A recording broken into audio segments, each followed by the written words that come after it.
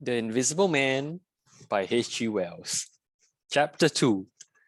Mr. Henfrey's Suspicions.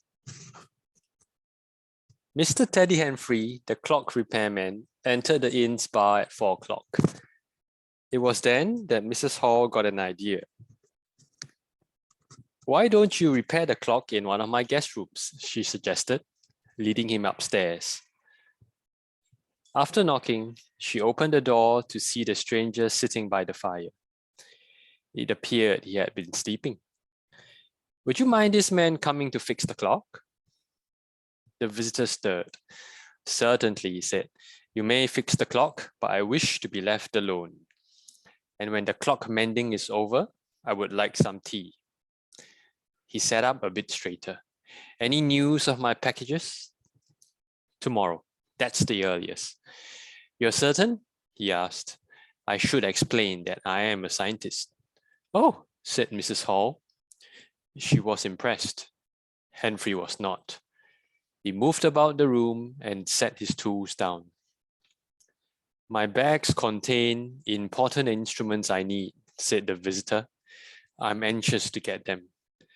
The reason I came to Epping was to work in solitude. In addition to my work, an accident." Mrs. Hall shook her head. "I thought so. My eyes are weak and painful. I need to be in darkness for hours at a time. The presence of anyone in my room is stressful for me. I need to work. When I'm not working, I need rest." Mrs. Hall took a deep breath. "If I may be so bold as to ask, that is all," said the stranger, ending the conversation. Henfrey was slow to fix the clock. He found the stranger curious and hoped to learn more about him. "Why don't you just go?" said the stranger. "You should be done by now." Henfrey gathered his tools. He was annoyed. As he trudged through the village snow, he muttered, "Can't a man just look at him? Is he that ugly? Maybe the police are after him. If they wanted to find him, his bandages would hide him well." As he turned the corner, Henfrey saw Mrs. Hall's husband. Mr. Hall waved. "How are you, Teddy?" "You have an odd character at the inn," said Henfrey. He proceeded to give a detailed description of the stranger. "Looks like a disguise," he said. "I think I'll insist on seeing a man's face if he stayed at my place.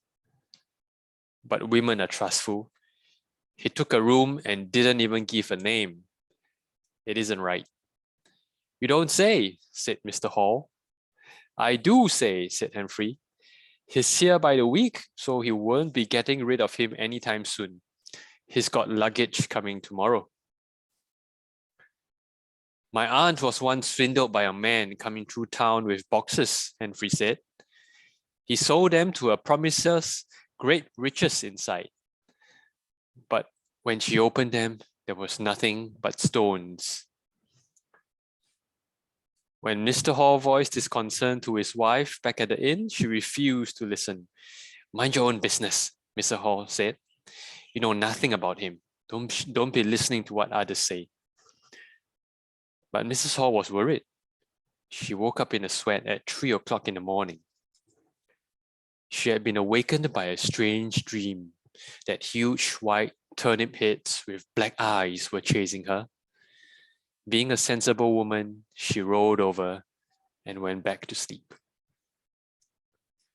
The amount of luggage that arrived the next day was astounding.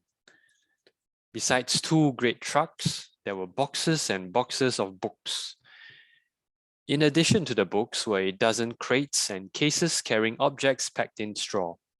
Most were glass bottles.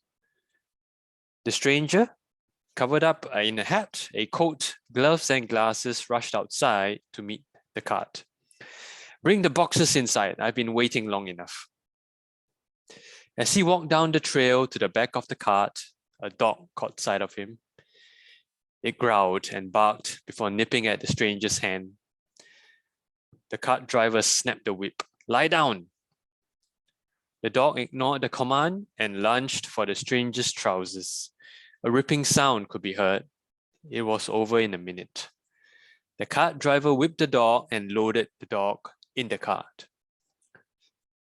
The stranger glanced down at his leg and rushed inside.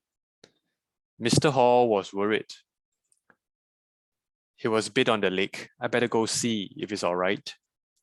He walked inside, up the stairs, and opened the door to the stranger's room. It was dim inside, which made it difficult to see. When his eyes adjusted, he caught sight of a strange thing. It looked as if the arm of the man's coat was waving at him, but without a hand. What seemed like a handless arm and a face with 3 huge black spots where the nose and eyes should be rushed toward him. The handless arm reached out and struck Mr. Hall violently at the chest. He was hurled back into the hallway. The door slammed in his face. The lock clicked. It had all happened so fast that Mr. Hall could barely comprehend what had happened. A few minutes later, Mr. Hall joined a group of people that had formed outside the inn. Being a simple man, he didn't know exactly what happened, and therefore he decided not to bother trying to describe it. He just wants his bags, said Mr. Hall. He isn't hurt. Seconds later, the dog stood and growled again.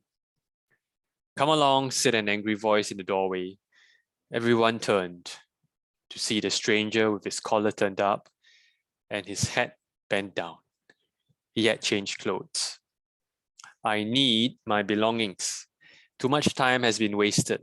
Bring them upstairs at once. When the crates were set down in his room, the stranger opened them up at a furious pace. Straw flew everywhere.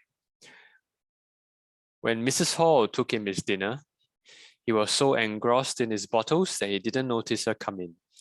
When he heard her sweeping up the straw, he quickly put his glasses on. I wish you knocked before entering, he said rudely. Mrs. Hall sighed. I did knock. You didn't answer.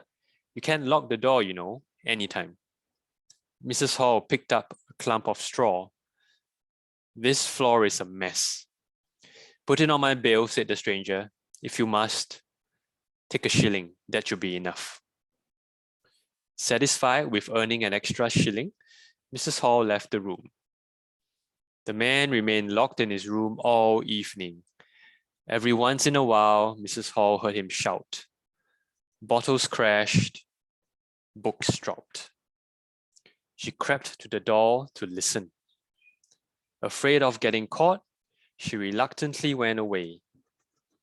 Although Mrs. Hall secretly shared some of Mr. Henfrey's suspicions, she overlooked them as long as the stranger kept giving her extra shillings.